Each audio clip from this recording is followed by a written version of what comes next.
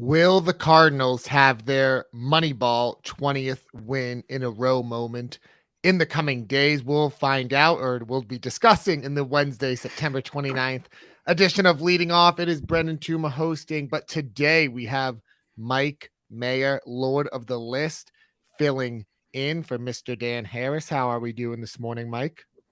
I'm doing great. I can't wait to hear you predict the future and see what the Cardinals are going to do. Do you know what I'm talking about? That Moneyball scene where Scott Hatterberg it's a walk-off homer, I'm pretty sure, when they win their 20th in a row. Oh, I'm well aware. Chills watching that scene, but maybe I shouldn't have brought it up because of your bad baseball movie takes. But there is nowhere else to start today than with the St. Louis Cardinals, who did win their 17th straight and clinch the second NL wildcard spot. Admittedly, I haven't been in on this Cardinals run. I haven't been watching their games on MLB TV. I've been dismissing Adam Wainwright on this podcast all season, but watching the game last night, I watched that whole Cardinals Brewers game. It was really cool to see them clinch. I have a bit of Cardinals fever now. Yeah, it's almost like this Cardinals team is pretty reflective of how we've kind of felt about Adam Wainwright all season. Like, he started hot and you were all like, all right, he's 100 years old, he'll probably fade. And he's just been amazing all year long and hasn't faded. And neither have the Cardinals. They're, go Cards. The homer that he was predicting this weeks and months ago, and we all laughed at him. And now, he gets the last laugh. Yeah, I think that's what makes it cool, though, is that this was so unexpected by this Cardinals team. If you had told me before the season, the Padres would go on a run like this, or the Rays, or just one of those teams that everyone already knew was good and likes, I think it would have been cool. But for it to be the Cardinals, who have kind of just morphed into this, veteran, probably not they don't have the best farm system with all the, prospects coming through. They just kind of make it work. So I think that unexpected nature of it has made the story much more special. Yeah, definitely. And they do have a lot of younger players that I like Tommy Edman and Dylan Carlson. But how many outfield prospects did they run through that just didn't work out, where, you just get outfielder prospect fatigue with the Cardinals? Yeah. So Tommy Edman, that's a bad take as well, but we'll hold on that. So yes, the Cardinals were the story of the night. They won their 17th in a row. Also, I just want to start with just regular standings updates. The Yankees beat the Blue Jays. They now have a 2-game lead in the top AL wildcard spot. That's because the Red Sox lost their 4th in a row, despite having Chris Sale against the Orioles. You and I will turn into a fist fight if we go too long on it. But any thoughts on the American League wildcard standings? Yeah, I have many thoughts. I want the Mariners and Blue Jays to get in the playoffs. Those are my thoughts. Okay. The Mariners are only a half game back, which is that would just be pretty cool. They have the longest playoff drought in Major League Baseball. And then finally, the Giants and the Dodgers both won as well on Tuesday night. So the Giants are still up 2 games in the National League West. There are just 5 days left in the season. It's getting crazy. Yeah, it's going to be a fun kind of final week and final weekend. And there are so many crazy potential scenarios for the last day of the season with 4 and 5-way ties, which Jeff Passan has been tweeting about that, angrily tweeting about that potential 5-game tie that has a 1 in 100,000 chance of happening. But it could be a final day that leads into another final 2 days or another final day because of all the potential tiebreaker scenarios. Exactly. So these last few leading off episodes of the season, we are going to be mixing up the format a bit similar to what we did yesterday. To start, we're just going to run through kind of the top stories and some player analysis of Tuesday. Mike and I are going to do some quick dynasty buys and lows, and then we'll get into the home run leaderboard and DFS and everything. But again, sticking with the Cardinals, I think one of the stories of the night was Adam Wainwright picking up his 17th win of the season, 6 innings, 2 runs against the Brewers. He's one of only 4 starting pitchers to go over 200 innings this year, and he's doing it with a 3.05 ERA and a 1.06 WHIP. He has been one of the most valuable players in fantasy baseball.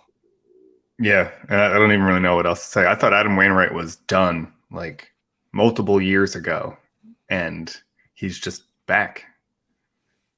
Yeah, I will point out Mike Petriello was tweeting this out, I think a week or so ago, that Wainwright has like by far the highest percent of his ground balls have been turned into outs. So part of that is the Cardinals playing really good defense. That is something that might not be sustainable year to year. I think everyone would expect some level of regression for Wainwright going into next season. The unluckiest in terms of turning grounders into outs has been Eduardo Rodriguez. So that's a reason to buy back in on him next year. But also with the Cardinals, I just want, again, like Dan and I have been talking, and we've just been looking back at some of the players, our preseason expectations and everything. In that game, Nolan Arenado hit his 34th homer. He's up to 34 homers, 105 RBIs. He's hitting just 256. Is this what you expected from Arenado moving away from Coors? No, but I mean, it's kind of, I feel like we've seen so many people leave Coors in the last several years and just like kind of be fine that it's almost like, putting that like Coors bias to rest. And you've seen some guys like Arenado, keep up the power. And so leaving Coors Field like hasn't mattered. So I was expecting probably a higher batting average and maybe, slightly less power, but obviously not the case. Yeah, I think obviously the days of Arenado as a top 2-round pick are gone now, but I do think he can settle in, similar to what we've seen from Paul Goldschmidt in St. Louis, kind of settle in and still be a force in, homers, RBIs, runs, and then maybe some batting average luck along the way. Giancarlo Stanton for the Yankees homered in his fourth straight, 9 of his past 15 games. These are the types of runs that Stanton can go on if you're still playing and it's either your championship week or you're close in some roto categories. Like he might put you over the top this week. Yeah, and I think we've talked about him a few times throughout the course of the year, and Dan and Joe probably talked about him too. He's just one of those players that he's going to frustrate the crap out of you at certain points of the season, but you just have to leave him in your lineup because he's going to be like 0 for 15 with 12 strikeouts heading into a week, and then hit 5 home runs that week. And so you just like, especially if it's, a weekly league, you just have to put him in your lineup and not think about it because you're going to, at the end of the year, as long as he stays healthy, which he won't, or as long as he stays, relatively healthy, you're going to get your numbers. And so this is who he is. I think he's historically been someone you want to pay for in drafts when he's cheap and avoid when he's expensive. This past season is likely was the cheapest he ever will be in his, extended prime. So maybe that makes him a player to stay away from next year, but there's plenty of time to get into that. Trevor Rogers pitched 5 innings, 1 run, 6 strikeouts against the Mets. We're going to do a players to buy and sell in dynasty leagues coming up. I could have used Rogers for one of my sells. I just wanted to note on him, he hasn't pitched 6 innings since June 15th. Part of that might be intentional by the Marlins, but it's still not great. He has a 2.64 ERA, but that comes with a 3.38 xERA and a 3.53 xFIP, suggesting some regression. Do you have any thoughts on Trevor Rogers entering the offseason? Yeah, I'm interested to discuss him with you in the offseason because I have him as a buy, even, despite the second half of the season, which I think is what you're saying. I think it's just the Marlins being careful. They're out of it. He missed some time, not with an injury, with a personal issue, but I just think they're being careful with his innings. I think that's why he's not going too deep into games. And I'm very interested in him kind of going forward. I will say with young pitchers like Rogers, it's not always as simple as just looking at the ERA versus xERA xFIP, because when they're young, they still have a lot of chances to, just improve their skill set. Whereas some other pitchers with, ERA FIP differences have been Aaron Nola, Eduardo Rodriguez. They have a bit more of a track record. We kind of know more what they're going to regress to. Eugenio Suarez hit his 30th homer of the season. He's hitting 193 for the year. I can't believe that. But in September, he's hitting 373 with 7 homers. He was completely off the radar, I would say, a month ago. Does this give you any hope for next season or someone you'd maybe want to buy back in on? Probably not. I mean, I don't have a lot of thoughts, but I mean, the power is intriguing. The batting average is, not been great. And he was dropped in a lot of leagues earlier this season. He had a lot of kind of like coming, like training, like spring training, preseason, whatever you want to call it, pre-draft season hype because of the shortstop stuff, and he's been very disappointing. I guess if you held on to him, you got the home runs, but that batting average is killer. Yeah, really is killer. I just wanted to note it because, again, he was someone who I had completely written off. But now when we go into the draft process for next year, it's just something to remember. He did finish strong in September. And if he's cheap enough, who knows? We have seen big upside from him before. Ryan Mountcastle hit his 31st homer in 114 games since May 1st. Shout out to Mike Mayer. Francisco Lindor was hitless on Tuesday. He has 8 home runs in the month of September. He's hitting 258 with a 144 WRC plus. This is someone who's going to be really hard to value where he's going to go next year. But again, another player, do you give any weight to their September performance? I have concerns. It's been good to kind of see him bounce back at least a little bit. Didn't help my team where I have Lindor and Yelich, which wasn't great. I still snuck into the playoffs because I picked up guys like Joey Votto and Jonathan India and, Kike Hernandez at one point. But having a core in a dynasty league of Trout, Yelich, and Lindor, not a great year for me. But I'm interested to kind of really dive into Lindor into the offseason because it's been such a weird year. And there were some kind of red flags last year coming into this season. So it's not great that it's continued. And so I have concerns. That concerns is the word. Concerns is also the word I would use for Nelson Cruz, who went 0 for 4 with 2 strikeouts. Thought for sure that was going to be a Manscaped segue. Oh, man, I should have. Nelson Cruz, who went 0 for 4 with 2 strikeouts against the Astros. Since being traded to the Rays, he's hitting just 230 with a 26.5 strikeout rate. Up until that trade, it was only 18.2%. It might be too easy of analysis to just say, this is someone who's getting older. The plate discipline skills might be starting to go. Is this something that you think about with Cruz at all? Yeah, but I mean, we've counted him out so many times for being old, and he just proved us wrong for like the last 15 years. And so, it's concerning. It'll be interesting coming into next year. Maybe you can get him at a discount, and it'll be interesting to see that. But I'm pretty much just going to stop counting out Nelson Cruz until he stops playing baseball. And that'll be up to him, not me. Assuming he does play next year and everything, he will be a fade of mine based on this second half performance. And finally, I was just going through box scores, and Packy Naughton gave up 4 runs in 2 innings. How many assists did he have? The 1950s NBA player, Packy Naughton. Okay, I want to get into these dynasty buys and sells, and we don't have to spend too much time on them. Obviously, I'll let you. Do you want to go first? You want me to go first? You can go for it. This is your segment. Okay, so again, these are just players whose stock we think will be trending up over the next few years or trending down. I want to start with Aaron Ashby of the Brewers, who is my buy. He is a pitcher, again, on the Brewers.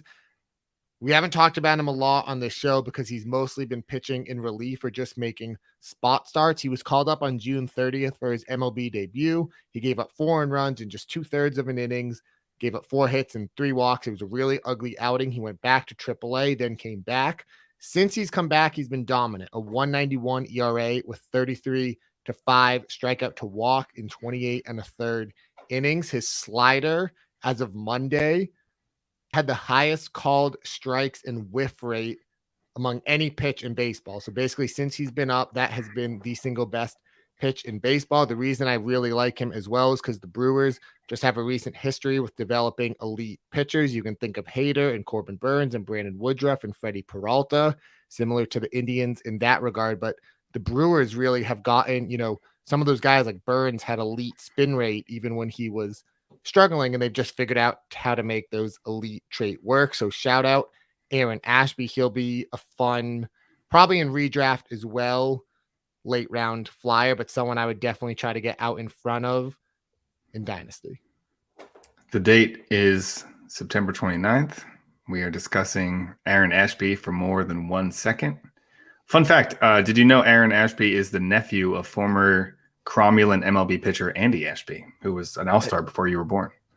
I did. I remember Aaron Ashby as like a 40-year-old in like MVP baseball 2004 or something. So not someone I have experience with, but I will make note of your disrespect right there to Aaron Ashby. He's a legacy. Much respect to Aaron Ashby. If anyone who's family of Andy Ashby is family of mine. Okay. I'm going to give my sell real quick, and that's Marcus Semien. He has the fit, and this is one I don't feel great about. I just view Semien as if you've had him in a dynasty league, then his value entering this season was, low-ish, and it's exploded. He's going to be 31 years old next year. He's a free agent. There's no guarantee he stays with the Blue Jays. So this is just one I just want to profit off of because he has the 5th highest difference in WOBA versus expected WOBA. That might suggest he's gotten a little bit lucky this year. The lineup context was perfect. The ballparks were perfect for him. Everything went well. Now, on that WOBA versus ex-WOBA difference, part of that has been a purposeful strategy. He pulls fly balls. When you pull fly balls, that does let you overperform your expected stats. So it's not something to completely freak out about. But again, just everything went perfect for Semien this year. And yeah, if he's not, especially if he's not with the Blue Jays next year, my interest would decrease. This is just one I want to get out on when the value is probably as high as it'll ever be. Yeah, and that's the big thing for me. Is he going to be on the Blue Jays? Because if he's like, back with the A's, then I'll be less interested, with a ballpark like that. But if he's back in the Blue Jays or back with anyone in the AL East, I'll be very interested in Semien next year. Okay. Do you have some buy and sell names? Sure. I did it a little bit differently. I couldn't decide between like one guy to talk about. So I grabbed a few players I'm probably buying and selling. And then I have a few I'm going to throw to you as just a quick buy sell. And obviously, talking dynasty, it's a little bit hard to just do a black and white like buy and sell because the price always matters. So it's kind of like assuming like a fair price or like a buy low sell low situation. Some players I'm definitely buying: Ranger Suarez, Patrick Sandoval, who I know is a guy that you like a lot. Of course, Ryan Mountcastle, buying into perpetuity forever. Jared Kelenic, who in Dynasty maybe, if you're a Dynasty player, you're probably still holding on to Kelenic. But if someone is buying or selling low on Kelenic, I'm willing to buy low. Chris Bassett is a pitcher I was like not in on at all coming into the season. And just like, despite, having his face blown up at one point, has just been like really, really good. A couple of young Tigers pitchers, Tariq Skubal and Casey Mize, definitely buying those two going forward. And then the last one I had on my list, surprisingly enough, was Trevor Rogers. Interesting. Very interesting on Rogers. Of those, I definitely love the, Ranger Suarez and Patrick Sandovals of the world. Part of the reason for that is because there might be Dynasty League managers who view this as a sell high opportunity, not extremely heralded pitchers coming into the season, but, all the stats and, their profiles really, for those two especially, back up what they've done. You have some sells as well? Yeah, so there's a bunch of obvious ones, which is why this is where I started, and that's kind of why I went with multiple names, because obviously Christian Yelich, Cody Bellinger, another one just because of the concerns about like health and playing time going forward, Adalberto Mondesi. Another one, Byron Buxton. I'm selling. I've always kind of been selling Byron Buxton, so now I'm definitely selling. Gleyber Torres, Chris Paddock, Yohan Moncada, and Ryan Weathers. Those are all big sells for me in Dynasty. I like those. And did you say you had some rapid fire ones as well? Yeah, let's do rapid fire. I'll throw out a name and you tell me, buy, sell with the assumption that, you're probably like buying low or selling low kind of a thing. Yeah. Willy Adames. I think he is a buy candidate. The stats away from Tropicana Field are just they're just obvious at this point. Alec Bohm. Alec Bohm, sell for me, even if the price is really cheap. I think it's the same thing for you. Yeah, it's one of those players who, like, if he's free, I'll buy him. But like if I have him and someone offers anything, I'm probably selling, even though he was hitting 320 when he got sent down earlier this season, which is annoying. I traded him last offseason in Dynasty League for Bobby Witt. That's awesome. Adolis Garcia. Adelise is a sell for me. The perfect time to sell him too is like midseason. The plate, I just can't get behind the plate discipline with him. Yeah, he's probably more of a sell high or a sell slightly high. Bobby Dahlbeck.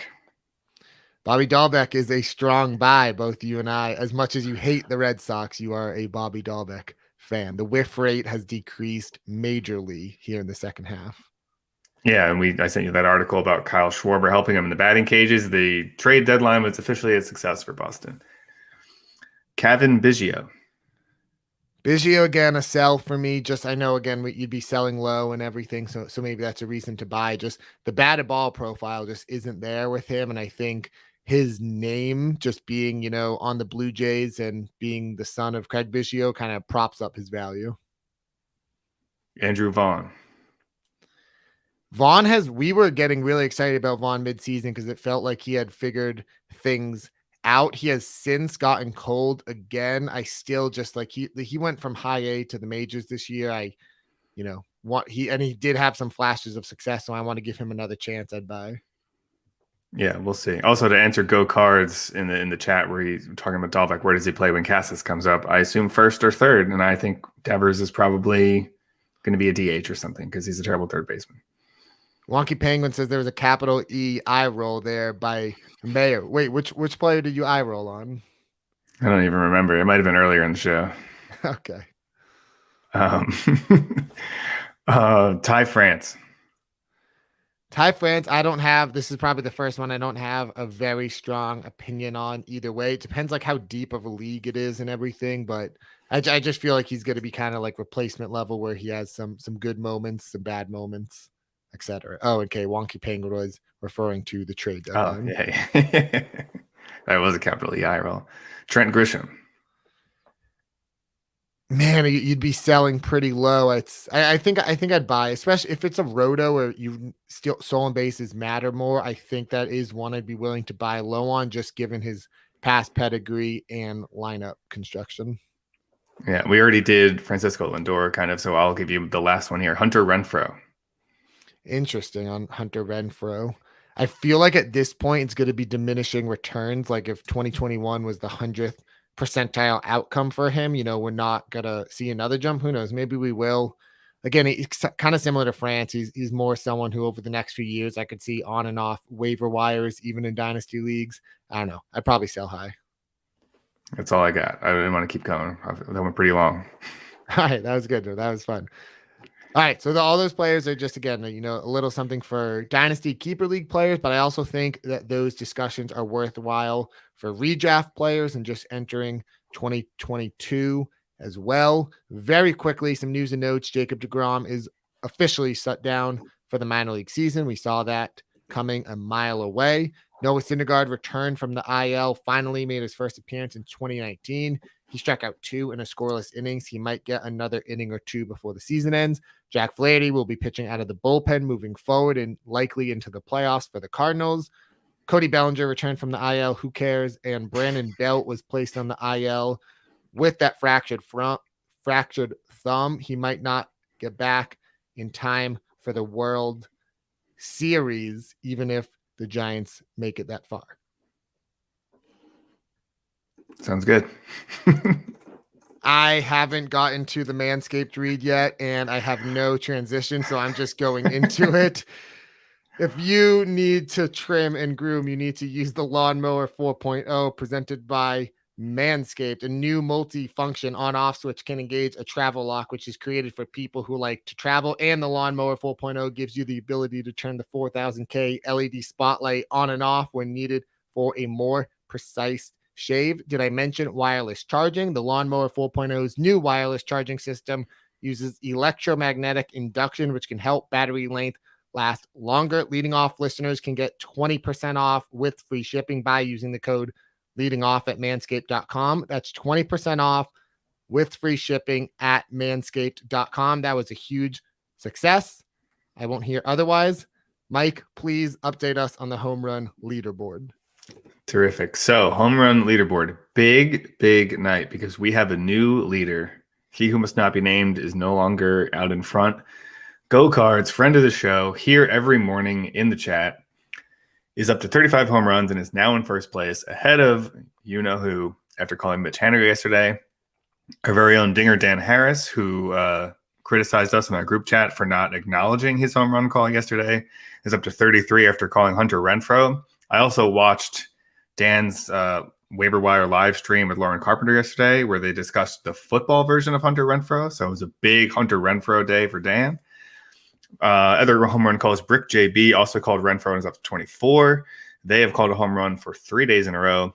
And Brian 92271, who recently celebrated his 50th birthday, is up to 23 after calling Haniger, and JP34 is up to 20 after calling Trevor Story. So leaderboard is Go Cards 35, Joey P 34, Randy in Helpless Miami also at 34, Derek from Texas Ack, and Dinger Dan at 33, Lawnmower Man and Smalls at 32. I'm at 31 with Turf Ferguson, D. Gordon Liddy at 29, Wonky Penguin 26, Cat Fox 25, Mr. Buster 24, and the Clown Prince 24. That's the end of what I have in the sheet.